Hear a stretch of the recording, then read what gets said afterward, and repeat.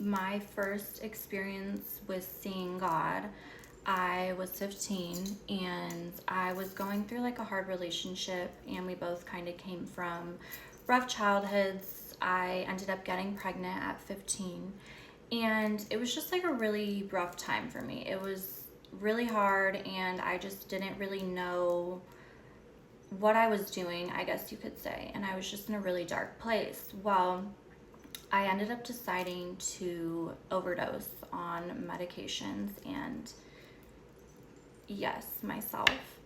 I don't think I'm allowed to say that on here, but I ended up doing that, and I ended up actually crossing over, and I don't know exactly how long I was dead for, but I do know that I did see God's presence. And they tell us in the Bible, like, if you have an abortion, you're going to HELL. If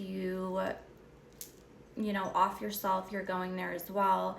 Well, I was not there. Like, I was not there at all. And that's what changed my perspective on God and who I saw in those moments when I was crossed over.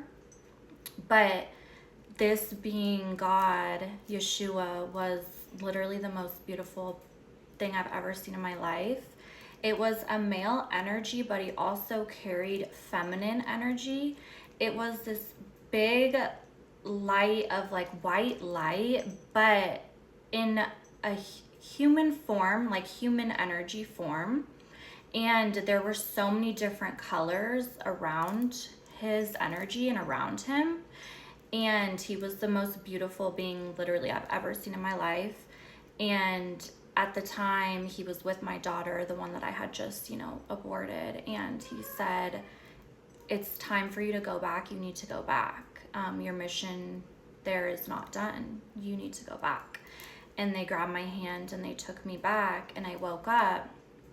But after that interaction at 15, I completely had a whole different idea of who God was and what he really was here to teach, because he wasn't mad at me. He wasn't mad. He didn't make me feel judged, or he didn't make me feel condemned. He didn't make me feel any of that.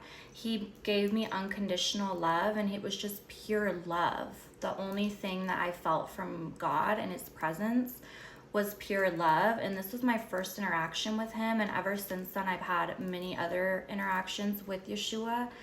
But he is the most beautiful being I've ever seen in my life. And I do really want anyone to know that's watching this that he's not sitting there in the sky condemning you that you're going here, you're going to HELL, this, that, and the third. He's not. He just wants us all to be good people and to lead by example and how he was. But he never said, I am God. He said, I am who I am. So basically, we are extensions of him, and we need to lead by his example that he set for us. And also, the churches say that if you get an abortion, you're going to HELL, or if you off yourself, you're going to HELL. But none of that's true, because I wasn't there. And that's when I realized this whole thing that people portray or they teach at the church was all a lie. And that they teach this so that we don't see our true power and see that God is within us.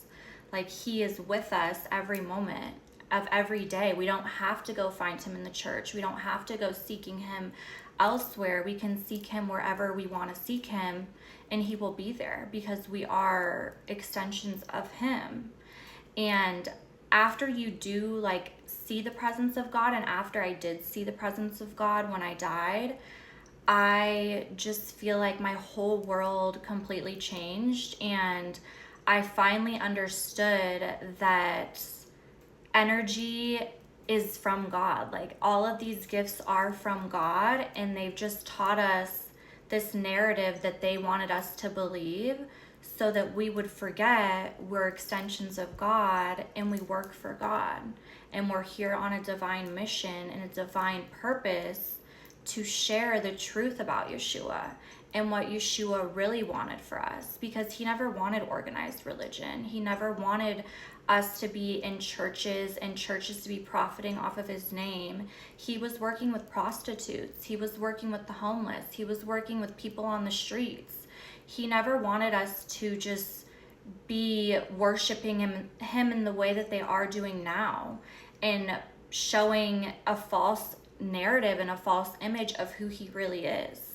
So my mission here, and other chosen people's mission, or people that have encountered God, is to share who he really was, because he is the creator and he's the most beautiful being I've ever seen. And I will never stop talking about him, because he's the reason that I'm here and that you're here.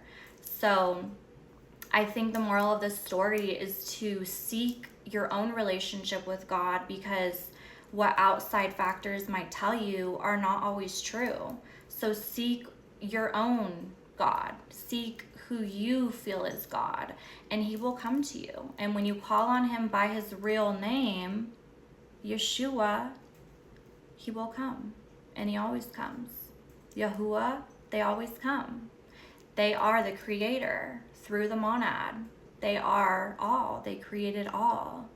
And the only thing that transcends time is love. So just keep loving and keep being you and being your authentic self, because soon everyone will know who Yeshua is, because he's never left. Christ consciousness, we rise.